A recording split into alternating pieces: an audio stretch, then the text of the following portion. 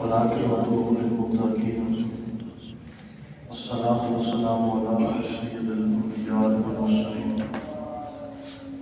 أما بعد أعوذ بالله من الشيطان الرجيم بسم الله الرحمن الرحيم ألا إن أولياء الله لا خوف عليهم ولا هم يحزنون الذين آمنوا وكانوا يتقون لهم البشرى في الحياة الدنيا وفي الآخرة لا تبديل لكلمات الله ذلك هو الفوز العظيم صدق الله العظيم وبلغنا رسوله النبي الكريم الأمين قال الله تبارك وتعالى في شأن نبيه مبشرا وآمرا إن الله وملائكته يصلون على النبي يا أيها الذين آمنوا صلوا عليه وسلموا تسليما اللهم صل على سيدنا ومولانا محمد وعلى آل سيدنا مولانا محمد وبارك وسلم عليه الصلاة والسلام عليك يا سيدي يا رسول الله وعلى آلك وأصحابك سيدي يا محبوب رب العالمين گرامی وقت حافظ تعظیم حاضرین و سامعین السلام علیکم ورحمۃ اللہ وبرکاتہ۔ جمعۃ المبارک کی یہ بابرکت ایام اور ہمیں اللہ کی توفیق سے اللہ کے گھر کے اندر حاضری کی سعادت نصیب ہو رہی ہے۔ مالک کائنات کی بارگاہ میں دعا ہے کہ وہ ہماری اس حاضری کو اپنی بارگاہ میں شرف قبولیت عطا فرمائے۔ ربیع الثانی کا یہ بابرکت مہینہ ہے، اس ماہ مقدس میں ماہ مبارک کے اندر اہل محبت اہل ایمان ربیع الثانی کی 11 تاریخ کو امام الاولیاء سید الاولیاء سیدنا شاہ عبدالقادر جیلانی حسنی و حسین رضی اللہ تعالیٰ عنہ کے نام سے منسوب 11 شریف کا اہتمام کرتے ہیں، اور یہ آپ کی آیات مبارکہ سے لے کے آج تک اہل ایمان نے اس سلسلے کو جاری رکھا ہوا ہے۔ یہ خالصتاً حضرت سیدنا الشیخ عبدالقادر جیلانی رضی اللہ تعالیٰ عنہ کے ایصال ثواب کی محفل ہوتی ہے، جسے 11ویں کے نام سے موصول کیا جاتا ہے۔ سب سے پہلی بات تو یہ ہے کہ آپ کی ولادت باسعادت 470 ہجری 11 ربیع الثانی کے دن ہوئی، اور آپ کی وفات 561 ہجری 11 ربیع الثانی کے دن ہی آپ کی وفات کا دن بھی ہے۔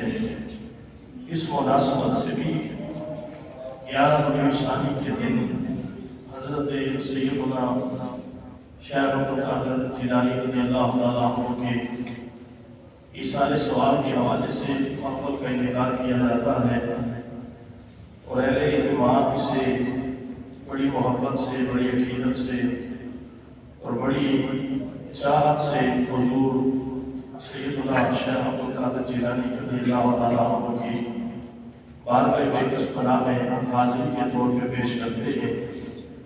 یہ ایصال ثواب کی مجلس ہوتی ہے، اور خالصتاً اللہ کے اس مقبول بندے کی بارگاہ میں بلندی درجات کے لیے دعا مانگی جاتی ہے۔ اور اس سال ہی جس نے بھی آپ سے محبت کا اظہار فرمایا، آپ کی ارادت اور عقیدت مندی میں حضور سیدنا شیخ عبدالقادر جیلانی رضی اللہ تعالیٰ عنہ کی بارگاہ میں اپنی حاضری پیش کی۔ ہمارا یہ عقیدہ ہے کہ یقیناً اسے حضرت سیدنا شیخ عبدالقادر جیلانی رضی اللہ تعالیٰ عنہ کی محبت بھی نصیب ہوتی ہے، اور آپ کی ارادت کی وجہ سے اللہ آپ پہ خاص فضل و کرم بھی فرماتا ہے۔ ہمارا دین دین اسلام ہے، اور دین اسلام کی جو تعلیمات ہیں وہ روز روشن کی طرح عیاں ہیں، اس لیے کہ جس کتاب کی صداقت کا، جس مذہب کی صداقت کی امین قرآن حکیم جیسی کتاب ہو، اور جس مذہب کی تعلیمات کو بیان کرنے والے حضور سید الانبیاء امام الانبیاء تاجدار انبیاء حضرت احمد مصطفیٰ ہوں، بھلا ان تعلیمات کے اندر اندھیرا رہ کیسے سکتا ہے، ان تعلیمات کے اندر کمی رہ کیسے سکتی ہے کہ جس کی تائید قرآن و حدیث سے ہو رہی ہو، رب کائنات اس کے اندر کسی بھی لحاظ سے کوئی بات پوشیدہ اور چھپی کبھی نہیں رہتی۔ اسی طرح جو ایصال ثواب کی مجلس ہوتی ہے، یہ اہل ایمان کا روز ازل سے ہی خاصا رہا ہے کہ وہ اپنے فوت شدگان کے لیے مغفرت کی دعا مانگتے ہیں، اور ہمارا یہ عقیدہ ہے کہ رب کائنات اگر کسی گناہگار شخص کے لیے مغفرت کی دعا مانگی جائے تو رب کائنات اہل ایمان کی دعاؤں کی وجہ سے اس گناہگار شخص کے گناہوں کو معاف فرما دیتا ہے۔ اور اگر کوئی شخص پہلے سے ہی اللہ کی بارگاہ کے اندر مقبول ہے اور بخشا ہوا ہے تو ہمارا یہ عقیدہ ہے کہ اگر کوئی اہل ایمان میں سے اس کے لیے بخشش و مغفرت کی دعا مانگتا ہے تو رب کائنات اس دعا کی برکت کی وجہ سے اس نیک آدمی کے درجات کو اللہ بلندی عطا فرماتا ہے۔ اس لیے اللہ کے محبوب کریم صلی اللہ علیہ وسلم نے واضح طور پہ اختتام نماز میں ہر نمازی کو جو دعا سکھائی ہے، اور اللہ کے محبوب نے ساری زندگی جس پہ خود بھی عمل فرمایا ہے، وہ دعا بھی ایسی ہے کہ جب بندہ اس دعا کو پڑھتا ہے، اس دعا کو مانگتا ہے، اس دعا کے اوپر غور و فکر کرتا ہے تو بندے کو یہ بات سمجھ آ جاتی ہے کہ مالک کائنات کے حبیب نے کتنا خوبصورت نظام عطا فرمایا ہے کہ بندہ جب نماز پڑھ کے اختتامی مراحل کے اندر داخل ہوتا ہے تو وہاں پہ وہ اللہ کی بارگاہ کے اندر یہ دعا مانگتا ہے، ربنا اغفر لی ولوالدی وللمؤمنین یوم یقوم الحساب۔ اگر کسی شخص کو ترجمہ نہیں آتا، وہ اس کا ترجمہ جب پڑھے گا تو اسے ایصال ثواب کی ساری حقیقت روز روشن کی طرح اس پہ آیا ہو جائے گی۔ یہ اللہ کے محبوب کریم صلی اللہ علیہ وسلم نے امت کو بطور وظیفہ اختتام نماز پہ جو دعا سکھائی ہے، اس دعا کا نور لباب کیا ہے؟ اس دعا کے اندر اللہ کے محبوب نے اہل ایمان کو دس کے عطا فرمایا ہے۔ شہید ہے کہ بندہ نماز ختم کرنے کے جب آخری مرحلے میں پہنچتا ہے تو اللہ کی بارگاہ کے اندر یہ عرض کرتا ہے، ربنا اغفر لی، اے میرے رب میرے گناہ معاف فرما، والدیا اور میرے والدین کے گناہ معاف فرما، وللمؤمنین یوم یقوم الحساب، اور سارے اہل ایمان کے گناہوں کو معاف فرما، ان کی مغفرت فرما جس دن تیرا یوم حساب قائم ہوگا۔ اس سے پتہ یہ چلا کہ ہر نمازی نماز کے اندر جہاں اپنے لیے مغفرت کی دعا مانگتا ہے، وہاں وہ اپنے والدین کے لیے بھی مغفرت کی دعا مانگتا ہے، وہاں وہ سارے اہل ایمان کے لیے مغفرت کی دعا مانگتا ہے۔ اور یہ تو اسلام کی واضح تعلیمات کے اندر موجود ہے کہ رب کائنات نے سب سے زیادہ اپنے حقوق بیان فرمانے کے بعد حقوق العباد کے اندر سب سے زیادہ جن حقوق کا اللہ نے ذکر فرمایا ہے وہ ہمارے والدین کے ہمارے اوپر حق ہیں کہ جن کی اللہ نے قرآن حکیم کے اندر واضح طور پہ ہمیں تعلیمات عطا فرمائی ہے۔ یہاں تک کہ مالک کائنات خود بندے کو یہ دعا سکھا رہا ہے کہ اپنے والدین کے لیے اللہ کی بارگاہ سے اس انداز میں دعا مانگا کر، رب ارحمہما کما ربیانی صغیرا، اے میرے والد میرے والدین پہ اسی طرح رحم فرما جس طرح میں بچہ تھا تو میرے والدین مجھ پہ رحم فرمایا کرتے تھے۔ اب دیکھیں یہ کتنا رب کائنات نے بہترین انداز اہل ایمان کو سکھایا ہے اور قرآن حکیم کے اندر سکھایا ہے کہ کہ اپنے والدین کو اس انداز سے یاد کرو کہ مالک کائنات جس طرح میں بچہ تھا تو اپنے والدین کا محتاج تھا، اپنے والدین کی مجھے اشد ضرورت تھی، لوگوں نے اوپر بڑی شفقت فرمایا کرتے تھے، مہربانی کیا کرتے تھے۔ اے مالک کائنات جس طرح میرے والدین بچپن کے اندر میرے ساتھ محبت سے پیش آیا کرتے تھے، اے مالک کائنات آج میرے والدین اس دنیا میں موجود نہیں ہیں، اسی محبت کا معاملہ تو بھی ان سے فرما۔ جس طرح میں بچہ تھا تو وہ میرے اوپر رحم کیا کرتے تھے، اسی طرح مالک کائنات تو بھی میرے والدین کے اوپر رحم فرما۔ اور یہاں تک میں حدیث مبارکہ کے اندر پڑھ رہا تھا کہ اگر کوئی شخص ایسا ہے جسے اپنی زندگی کے اندر والدین کی خدمت کا موقع نہیں مل سکا، اس کی کئی وجوہات ہو سکتی ہے، یا تو وہ اپنی نافرمانی کی وجہ سے اپنے والدین کی خدمت نہیں کر سکا، یا ناسمجھی کی وجہ سے والدین کی خدمت نہیں کر سکا۔ لیکن حدیث کے واضح طور پہ الفاظ ہے کہ اگر کوئی شخص اتنا نافرمان ہے کہ والدین نے اپنی زندگی کے اندر اس شخص کو عاد کر دیا ہے، اس شخص کا رشتہ اپنی ذات سے الگ کر دیا ہے، وَإِنَّهُ لَهُمَا لَعَاقٌ، اس شخص کی عادت یہ ہے کہ وہ اپنے والدین سے عاد ہو چکا ہے، والدین سے اس کا رشتہ جو ہے وہ ختم ہو چکا ہے، ساری زندگی اپنے والدین کی خدمت نہیں کر سکا، ان کی دعائیں نہیں لے سکا، ان کے اوپر جو ہے وہ اپنی ذات کو ان سے راضی نہیں کروا سکا۔ تو اللہ کے محبوب کریم صلی اللہ علیہ وسلم نے فرمایا کہ جہاں بھی ہمارا دین جو ہے وہ ایک راستہ کھلا چھوڑ رہا ہے کہ اگر آپ کے والدین زندگی کے اندر حیات نہیں ہے، آپ کو احساس ہوتا ہے کسی کتاب کے اندر پڑھ کے، کسی عالم سے سن کے، کسی جگہ پہ آپ کو احساس ہو جاتا ہے کہ کاش میرے والدین زندہ ہوتے، آج میں اپنے والدین کی خدمت کر کے اللہ کو راضی کر سکتا، اپنے والدین کو راضی کر سکتا۔ تو اللہ کے محبوب کریم صلی اللہ علیہ وسلم نے فرمایا ان العبد لا يموت والداه واحدهما فإنه لهما لعاق فلا يزال يدعو لهما ويستغفر لهما حتى يكتبه الله عنده بارا۔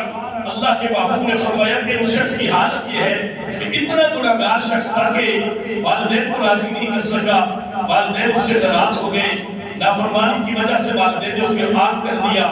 احساس ہوتا ہے کہ کاش میرے والدین زندہ ہوتے، کہ خدمت کر کے آج ان کی جو ہے وہ اللہ کی رضا کو حاصل کر سکتا، جنت کا جو ہے وہ انداز کہہ سکتا۔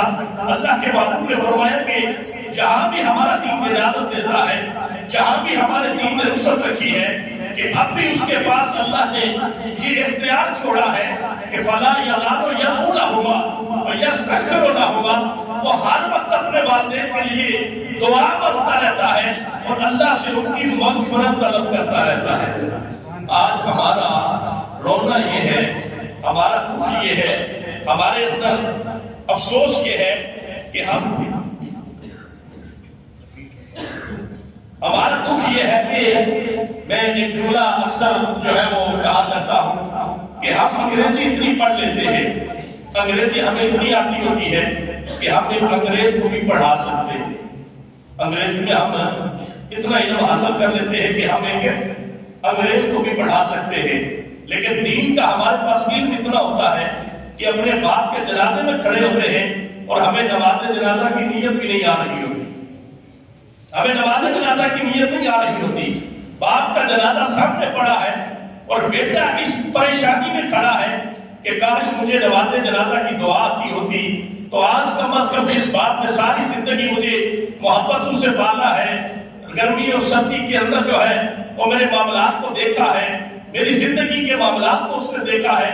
اللہ کے محبوب نے فرمایا کہ اگر کوئی شخص جو ہے وہ اپنے والدین کی زندگی کے بعد بھی ان کے لیے مغفرت اور بخشش کی دعا مانگتا ہے تو رب کائنات اسے دو صلے عطا فرماتا ہے۔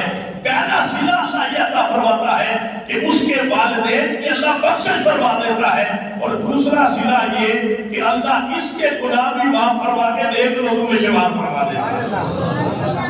آج کل کے ماحول کے اندر یہ بات میں اکثر کہا کرتا ہوں کہ ہم سخن فہم ہے غالب کے طرفدار نہیں ہیں۔ اکثر یہاں پہ لوگ ہر مسلک کے آدمی میرے پیچھے جمعہ پڑھنے کے لیے آتے ہیں، دوسری جگہ پہ تو یقین جانے وہاں بہت سارے ایسے مساجد کے لوگ آتے ہیں، میں لگی لپٹی بات کرنے کا عادی ہوں ہی نہیں، نہ میں کبھی اپنے مسلک کے حوالے سے کہ حالات کی گردش نے مجھے جس مسلک کے حوالے کر دیا ہے میں نے اسی کا ڈیفینس کرنا ہے، نہیں کبھی ایسی بات میں نے نہیں کی۔ لیکن آج کل کے جنازوں کے اندر ہم یہ دیکھتے ہیں کہ باقاعدہ جنازہ ہو جاتا ہے، لوگ کھڑے ہو کے منع کر رہے ہوتے ہیں کہ نماز جنازہ کے بعد دعا نہیں مانگنی، نماز جنازہ کے بعد دعا نہیں مانگنی، لوگ کھڑے ہو کے منع کر رہے ہوتے ہیں، اور باپ کے لیے بیٹے کھڑے ہو کے منع کر رہے ہوتے ہیں۔ میں کہتا ہوں اس باپ کے نصیب کتنے چل چکے ہیں کہ جس باپ کے جنازے کے بعد اس کی اولاد کھڑی ہو کے کہے کہ میرے باپ کے لیے بخشش کی دعا نہ مانگو۔ یہ تو رب کا قرآن یہ فرماتا ہے کہ اپنے والدین کے لیے ہر وقت دعا مانگو، اپنے لیے ہر وقت دعا مانگو، اہل ایمان کے لیے ہر وقت دعا مانگو۔ لیکن میں یہ سمجھتا ہوں کہ اس باپ کو اپنی زندگی کے اندر کوئی ایسا گناہ اس نے کیسا سرزد کر دیا کہ جس کے جنازے کے بعد اس کے بیٹے کھڑے ہو کے کہتے ہیں میرے باپ کے لیے بخشش کی دعا نہ مانگو۔ اب باتیں بھائی دو ہے، جنازہ جو پڑھا ہے وہ بھی مرنے کے بعد ہی پڑھا ہے نا، یا تو یہ ہے کہ مرنے کے بعد کوئی اللہ تعالیٰ نے خاص پیکر جاری کیا کہ صرف جنازہ پڑھنا ہے، اگر مرنے کے بعد مرنے والے کو اہل ایمان کی دعا کا فائدہ نہیں پہنچتا تو پھر تو نے جو جنازہ پڑھا وہ بھی تو مرنے کے بعد ہی پڑھا ہے۔ کیا مرنے کے بعد انسان کے نامہ اعمال کو لپیٹ نہیں دیا جاتا؟ کیا مرنے کے بعد انسان کے اعمال کو ختم نہیں کر دیا جاتا؟ اگر جنازے کے لیے دعا مانگنا جائز نہ ہوتی تو رب کائنات کے محبوب کبھی بھی جنازہ پڑھنے کا حکم ارشاد نہ فرماتے۔ اب جنازہ جو پڑھ رہی ہے یہ بھی تو مرے ہوئے بندے کے لیے دعا پڑھ رہی ہے۔ یہ تو نہیں ہو سکتا کہ رب کائنات فرشتوں سے فرماتا ہے فرشتوں اس کے نامہ اعمال کی پورٹی تو بند کر دی گئی ہے، اس کی کرسی کو پھیلا تو بند کر دیا گیا ہے، لیکن جو اہل ایمان نے جنازہ پڑھا چھوٹا سا سراغ کر کے یہ صرف جنازہ اس کی نیکیوں کے اندر داخل کر دو، نہیں، ایسا تو نہیں ہے۔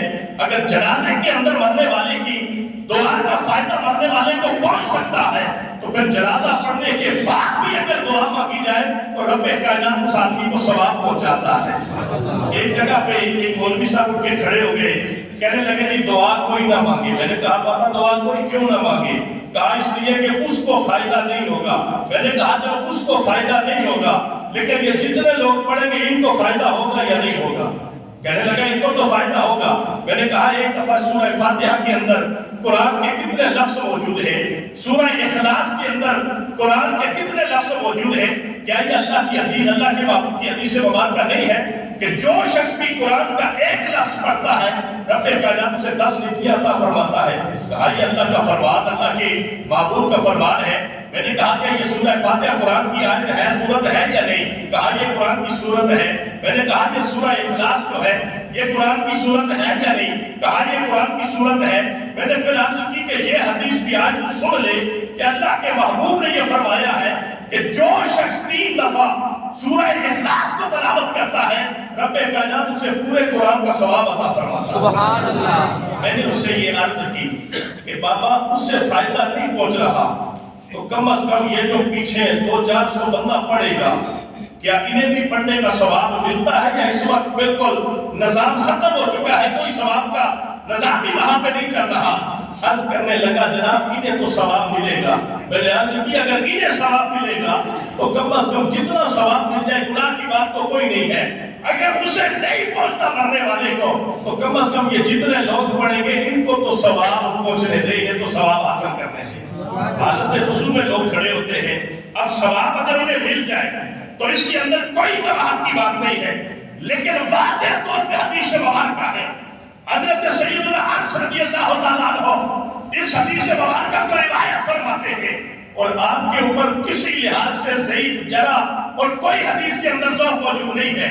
حضرت انس رضی اللہ تعالیٰ عنہ ارشاد فرماتے ہیں قال قلت یا رسول اللہ صلی اللہ علیہ وسلم انا نتصدق عن موتانا ونحج عنهم وندعو لهم فهل يصل ذلك اليك؟ یا رسول اللہ ہم اپنے مرے ہوئے موتان اپنے فوت شدگان کے لیے صدقہ کرتے ہیں، ہم اپنے فوت شدگان کی طرف سے حج کرتے ہیں، ہم اپنے فوت شدگان کے لیے دعا مانگتے ہیں۔ یا رسول اللہ آپ سے پوچھنا یہ تھا کہ فَهَلْ يَصِلُ ذَلِكَ إِلَيْهِ؟ کیا یہ سب کچھ انہیں پہنچتا ہے؟ میں کہتا ہوں واہ انس قربان جاؤ، تو نے پوچھا بھی تو کیسا مسئلہ پوچھا کہ قیامت تک آنے والے لوگوں کے لیے راہ ہموار کر دی ہے کہ اگر میں نیک نہیں تھا اپنی اولاد کو بھی نیک چھوڑ گیا تو رب ان کے لیے بھی میری بخشش فرما دے. سبحان اللہ. یار یہ جتنے لوگ کہتے ہیں میں بچہ حفظ کر لوں, بڑی شوق ہوتی ہے میرا بچہ دیندار بن جائے, بڑا شوق ہے. کیوں؟ اگر ہر آدمی اپنے ہی معاملات کا ذمہ دار ہے تو والدین کو اپنے بچے عالم بنانے کا شوق پیدا کیوں ہوتا ہے؟ اسی لیے کہ میں تو ساری زندگی گناہگار رہا, کل قیامت کے دن اللہ اس کی وجہ سے میری بھی بخشش پیدا فرما دے. یہ ہمارا عقیدہ ہے, یہ ہمارا عقیدہ نہیں ہے, اہل ایمان کا عقیدہ ہے. حضرت انس نے عرض کی یا رسول اللہ حج کرتے ہیں, کیا مرے ہوئے آدمی کی طرف سے حج نہیں ہوتا؟ حج بدل نہیں کیا جاتا؟ کیا جاتا ہے. کیا مرے ہوئے شخص کی طرف سے عمرہ نہیں کیا جاتا؟ کیا جاتا ہے. کیا مرے ہوئے شخص کے نام پہ کوئی صدقہ و خیرات اور رفائی ادارہ قائم کرنے کے بعد انسان کا یہ عقیدہ ہوتا ہے کہ مرنے والے کو ثواب پہنچے گا؟ یہ ہر آدمی کا عقیدہ ہے. مدرسہ بنا دیا جائے, مسجد بنا دی جائے, پانی کا کنواں بنا دیا جائے, کوئی ہاسپٹل بنا دیا جائے, کوئی اور نگر جاری کر دیا جائے, غریبوں اور مسکینوں کی شادیاں کروا دی جائے, اور عقیدہ یہ ہو کہ یہ سارے کا سارے عمل کا ثواب میں اپنے مرے ہوئے باپ کو پہنچاتا ہوں. رب کی عزت کی قسم کر کے کہتا ہوں کہ رب ثواب پہنچاتا بھی ہے, فائدہ بھی عطا کرتا ہے. سبحان اللہ. انس بن مالک رضی اللہ تعالیٰ عنہ عرض کرتے ہیں یا رسول اللہ انا نتصدق عن موتانا, ہم اپنے فوت شدہ لوگوں کی طرف سے صدقہ کرتے ہیں, وَنَحُجُّ عَنْهُمْ ان کی طرف سے ہم حج کرتے ہیں, وَنَدْعُو لَهُمْ یا رسول اللہ ہم ان کے لیے دعا کرتے ہیں. پوچھنا یہ تھا کہ فَهَلْ ذَلِكَ فَهَلْ يُوصِلُ ذَلِكَ إِلَيْهِمْ, یا رسول اللہ کیا یہ ہمارا عمل ان تک پہنچ جاتا ہے؟ اللہ کے محبوب کریم نے پتہ کیا جواب عطا فرمایا؟ اللہ کے محبوب نے فرمایا نعم إِنَّهُ لَا يُوصِلُ إِلَيْهِمْ, ہاں ان کی طرف پہنچ جاتا ہے. وَإِنَّهُمْ لَيَفْرَحُونَ بِهِ کما یفرح احدکم بالتمام اذا اهدی به. اللہ کے محبوب نے فرمایا کہ یہ تمہارا جو صدقہ کرنا ہے, یہ تمہاری طرف سے جو ان کے لیے حج کرنا ہے, یہ تمہاری طرف سے جو ان کے لیے خیرات کرنا ہے, یہ ان تک پہنچتا بھی ہے اور وہ اس میں خوش بھی ہوتے ہیں. اتنا خوش ہوتے ہیں کہ جس طرح تمہیں کوئی بطور ہدیہ طبق پیش کرے تو جتنا تم وہ ہدیہ لے کے خوش ہوتے ہو, اللہ تمہارے مردوں کو جب ثواب ہوتا ہے تو وہ اس سے بھی زیادہ خوشی کا احساس کرتے ہیں. سبحان اللہ. یار میرا دل تو کرتا ہے کہ میں مر جاؤں تو میرے پیچھے والے میرے لیے دعا مانگے. میرا دل تو یہ کرتا ہے میں مر جاؤں تو کائنات کے اندر ایسا عمل ہوتا رہے جس کی وجہ سے اللہ قبر میں میری بخشش کا ذریعہ پیدا فرماتا رہے. اگر تیری فوج کا محکمہ, تیری گورنمنٹ کا محکمہ تیرے مرنے تیرے ریٹائر ہونے کے بعد کی تیری پینشن جاری رکھتا ہے تو اللہ کا نظام ایسا ہے کہ بندہ دنیا میں کام ایسے کر جائے, اپنے رب کو راضی کر کے چلا جائے, قیامت تک رب اسے ثواب پہنچاتا رہتا ہے. قیامت تک اللہ اسے ثواب پہنچاتا رہتا ہے. اب یہ جو 11ویں شریف کی حقیقت ہے, بڑا جناب اس پہ فلسفہ جھاڑ دیا جاتا ہے. میں کہتا ہوں اگر اتنا زور 11ویں کے اوپر لگانے سے بہتر ہے کسی کو دائرہ اسلام میں داخل کرنے پہ زور لگایا جائے تو کم از کم 2-4 بندے کلمہ پڑھ کے مسلمان ہو جائیں. اب 11ویں کوئی اتنا بڑا ایشو نہیں ہے, 11ویں کوئی اتنا بڑا دین کے اندر جو ہے وہ مسئلہ نہیں پیدا کرتا. میں نے پہلے عرض کی ہے کہ حضرت سیدنا شیخ عبد القادر جیلانی رضی اللہ تعالی عنہ کی ولادت مبارک بھی 11 ربیع الثانی کو ہے 470 ہجری کے اندر, اور 561 ہجری 11 ربیع الثانی کے دن ہی آپ کا وصال مبارک بنتا ہے. اور کوئی بھی شخص جو آپ کی وفات پہ, آپ کی ولادت پہ آپ کو ایصال ثواب کے لیے اگر صدقہ و خیرات کرتا ہے تو یہ شرعی طور پہ جائز ہے, اس کے ناجائز ہونے میں کوئی دلیل بچتی ہی نہیں ہے. اس لیے کہ یہ ہماری دین کی تعلیمات میں سے ہے کہ اگر کوئی شخص اپنے مرے ہوئے لوگوں کو ایصال ثواب کرتا ہے, اگر وہ بندہ گناہگار ہے تو اللہ اس کی بخشش کا ذریعہ پیدا فرماتا ہے. اگر بندہ جو ہے وہ نیکی کے ساتھ اللہ اس کے درجات کو بلندی عطا فرما دیتا ہے. اب لڑائیاں شروع ہو جاتی ہیں, جھگڑے شروع ہو جاتے ہیں, 11ویں نہ دینے والا پتہ نہیں کیا ہو جاتا ہے, 11ویں دینے والا پتہ نہیں کیا ہو جاتا ہے. یہ ایک مستحب عمل ہے, اگر کوئی 11ویں نہیں دیتا تو وہ گناہگار نہیں ہوتا. یہ بات بڑے ذمہ داری سے سن لیں، اگر کوئی گیانی نہیں پکاتا تو وہ گنہگار نہیں ہوتا، مجرم نہیں ہوتا۔ قیامت کے دن پوچھا نہیں جائے گا کہ جناب تو گیانی کیوں نہیں پکاتا تھا، یہ قیامت کے دن یہ چکر نہیں آئے گا۔ لیکن اگر کوئی پکاتا ہے، کھلاتا ہے، ایصال ثواب حضرت شیخ عبد القادر جیلانی کو کرتا ہے۔ صحابہ نے اللہ کے نبی نے جب 2 مہینے ذبح فرمائے، صحابہ نے عرض کی یا رسول اللہ یہ آپ 1 مہینہ تو اپنی قربانی کر رہے ہیں، دوسرا مہینہ آپ نے کیوں ذبح فرمایا؟ اللہ کے محبوب نے فرمایا میری امت کے جو فوت شدہ امتی ہے ان کے ثواب کے لیے دوسری قربانی کرنا۔ آج جا کے کسی ذمہ دار مولوی سے پوچھ لو کہ اللہ کے محبوب نے قربانی والے دن 2 جانور ذبح کیے یا نہیں کیے؟ صحابہ نے جب پوچھا تھا تو اللہ کے نبی نے یہ نہیں کہا تھا کہ میرے وہ امتی جو قربانی نہیں دے سکتے، یا تو وہ مر چکے ہیں یا وہ نادانی کی حالت میں ہے، ایک قربانی کا جانور میں اپنی طرف سے دے رہا ہوں، دوسرا اپنے ساری امت کی طرف سے دے رہا ہوں۔ اسے پتا یہ چلا کہ اگر کوئی شخص اپنی کمائی میں سے اللہ کے راستے میں خرچ کرتا ہے اور اسے خرچ کرنے کے بعد اگر اس کا ثواب کسی کو پیش کرتا ہے تو رب کائنات اس کا ثواب وہاں پہنچاتا ہے۔ اب ایک ہوتا ہے صدقہ واجبہ، آپ پہ زکات فرض ہو چکی ہے، آپ اس کی دیگیں پکا کے لوگوں کو نہیں کھلا سکتے، آپ کے اوپر جو ہے وہ کوئی کفارہ لازم ہو چکا ہے، آپ اس کی دیگیں پکا کے لوگوں میں تقسیم نہیں کر سکتے، یہ خوشی کا سودا ہے، یہ مستحب عمل ہے۔ اگر کوئی شخص اپنی حلال کی کمائی میں سے ویسے اللہ کی رضا کی خاطر اگر چند اہل ایمان کو جمع کر کے ان کی دعا کو شامل کرنا چاہتا ہے تو اس کے اندر کوئی ناجائز نہیں، اسے امیر بھی کھا سکتا ہے، اسے غریب بھی کھا سکتا ہے، اسے اپنا بھی کھا سکتا ہے، اسے پرایا بھی کھا سکتا ہے۔ اس لیے کہ اہل ایمان کی دعا مقصد ہے کہ ہر اہل ایمان اپنے اہل ایمان کے لیے جب دعا مانگتا ہے جرگے کی حیثیت سے تو رب کائنات اہل ایمان کی دعاؤں کو پذیرائی عطا فرماتا ہے۔ اب ہمارا رونا یہ ہے، ہم یہ سمجھتے ہیں کہ توحید مضبوط تب ہوگی جب ہم نبوت کو کمزور کریں گے، شان رسالت کو کمزور کریں گے۔ ہم یہ سمجھتے ہیں کہ توحید کا مقدمہ تب مضبوط ہوگا جب ہم ولایت کے اوپر آ کے جو ہے وہ اسے کمزور کریں گے۔ میرے بھائی یہ بڑی ذمہ داری کی بات کر رہا ہوں اور بڑے ہوش مندانہ انداز کے اندر اسے سن۔ بات وہی ہے کہ ہم سمن فرم ہے، غالب کی طرف دار نہیں ہے۔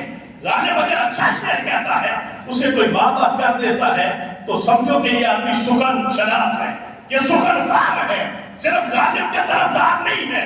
اگر ولایت کے اندر سیدنا شیخ عبد القادر جیلانی رضی اللہ تعالیٰ عنہ رب کائنات نے آپ کو وہ مقام عطا فرمایا ہے جو تمام انبیاء کے اندر سید الانبیاء کا مقام عطا فرمایا ہے، وہ تمام ولیوں کے اندر سیدنا شیخ عبد القادر جیلانی کا مقام عطا ہوا ہے۔ صرف داری بندہ اٹھا کے دیکھے تو صحیح۔ آپ نے ایک بات عرض کرتا چلا تو حضرت مولانا روم ایک بڑی پیاری مثال بیان فرماتے ہیں۔ آپ کے پاس ایک شاگرد تھا بھیگا، آنکھوں سے دکھائی نہیں دیتا تھا صحیح۔ آپ نے اس سے فرمایا بیٹا باہر جا، آئینہ پڑا، شیشہ پڑا، اٹھا کے لے گیا اور شاگرد باہر چلا گیا، بھیگا تھا، آنکھوں سے صحیح اسے دکھائی نہیں دے رہا تھا۔ باہر گیا جا کے جب شیشہ دیکھا تو شیشے 2 پڑے تھے، چونکہ تھا تو ایک بھی لیکن اس کی آنکھوں میں کجی تھی، اس کی آنکھوں میں کمزوری تھی۔ اب الٹو کو دن کے وقت اگر دکھائی نہیں دیتا تو یہ سورج کا قصور نہیں، الٹو کا قصور ہے، اس لیے کہ اسے دکھائی نہیں دیتا، رات کے وقت اسے دکھائی دیتا ہے۔ اب تانا سورج پہ نہیں کرنا چاہیے، الٹو کو اپنی ذات کی کمزوری کو جو ہے وہ اسے قبول کرنا چاہیے۔ آپ کو شاگرد کہتا ہے حضور باہر تو 2 آئینے پڑے، کون سا اٹھا کے لاؤ؟ آئینہ ایک تھا لیکن شاگرد چونکہ آنکھوں سے بھیگا تھا اسے 2 دکھائی دے رہے تھے، کہتا ہے حضور 2 پڑے ہیں، کون سا اٹھا کے لاؤ؟ حضرت مولانا روم فرماتے ہیں استاد سمجھ گیا، استاد نے کہا بیٹا 2 تو نہیں ہے، ایک ہی پڑا ہے۔ بحث میں شاگرد اوپر آیا، کہتا ہے نہیں حضور ابھی دیکھ کے آیا ہوں 2 آئینے باہر پڑے ہیں۔ اب استاد کی فارمولا شناس تھا، اس نے کہا بیٹا باہر جا، پتھر لے، ایک آئینہ توڑ اور دوسرا اٹھا کے لیا۔ شاگرد باہر گیا، پتھر اٹھایا، آئینے پہ مارا، دونوں آئینے ٹوٹ گئے۔ روتا ہوا اندر آیا، اندر آ کے استاد نے کہا آئینہ کدھر ہے؟ کہا استاد میں نے ایک پہ پتھر مارا تو وہ دوسرا بھی ٹوٹ گیا۔ استاد نے کہا بچے شیشہ ایک تھا لیکن تجھے دکھائی 2 دے رہے تھے، اب نقصان سمجھ آیا ہے، تو نے ایک پہ پتھر مارا ہے تو دونوں شیشے ٹوٹ گئے ہیں۔ میرے بھائی میں صرف ایک بات کرنا چاہتا ہوں کہ جو لوگ توحید کا مقدمہ کرنا چاہتے ہیں، رسالت کے مقدمے کو کمزور کر کے، میں یہ بات بڑے اہل علم کے دعووں پہ ڈال رہا ہوں، اگر رسالت کے شیشے پہ پتھر مارا جائے تو توحید کا شیشہ بھی چکرا چور ہو جاتا ہے۔ اگر توحید کے مقدمے کو مضبوط کرنا ہے تو توحید کے مقدمے کے لیے رسالت کے مقدمے کو مضبوط کرنا ہوگا، اور اگر رسالت کے مضبوط مقدمے کو لڑنا ہے تو رسالت کے مقدمے کے لیے پھر ولایت کے مقدمے کو مضبوط کرنا ہوگا۔ اگر ولایت کے مقدمے کو کمزوری سے لڑ کے اسے چکرا چور کر دیا تو پھر سمجھو رسالت کا مقدمہ بھی ہمارا چاہیے۔ اس لیے کہ حضرت آدم سے لے کے حضور سید الانبیاء تک جتنے نبی آئے، ہر نبی بیعت وقت نبی بھی تھا اور ولی بھی تھا۔ ہر ایک کو اللہ نے نبوت بھی عطا کر کے رکھی تھی اور ہر ایک کو اللہ نے ولایت بھی عطا کر کے رکھی تھی۔ آج بھی سے یہی کہتے ہیں کہ یا نبوت کا سلسلہ بند ہو گیا تو کیا لوگوں کی ہدایت کا کیا ہوگا؟ میں ایک بات عرض کرتا ہوں، نبوت کا سلسلہ حضور پہ آ کے اللہ نے بند فرما دیا ہے، لیکن ولایت کا سلسلہ قیامت تک جاری رہے گا۔ ولایت کا سلسلہ قیامت تک جاری رہے گا، جس کا اللہ قرآن میں کئی مقامات پہ اظہار فرماتا ہے۔ کہیں ولیوں کی شان بیان کرتا ہے، کہیں ولیوں کے مقام بیان کرتا ہے، کہیں ولیوں کے اختیار بیان کرتا ہے، کہیں ولیوں کی عظمت بیان کرتا ہے۔ اس لیے رب یہ واضح کرنا چاہتا ہے لوگوں، جس طرح نبوت میرے در سے جاتی ہے اسی طرح ولایت بھی میرے اعلان سے لوگوں کو ملتی ہے۔ یہ ولی نہیں ہوتا یہ جناب فلانا پیر فلانا پیر، یہ ولی جو ہے گلیوں محلوں کے اندر پیدا نہیں ہوتے، یہ ولی جو ہے وہ ٹی وی چینلز پہ آ کے اوپر پیدا نہیں ہوتے۔ ولایت سے مشرب خداوندی سے عطا ہوتا ہے، جسے اللہ کہتا ہے یہ میرا دوست ہے، وہ در حقیقت میں وہی ولی ہوتا ہے۔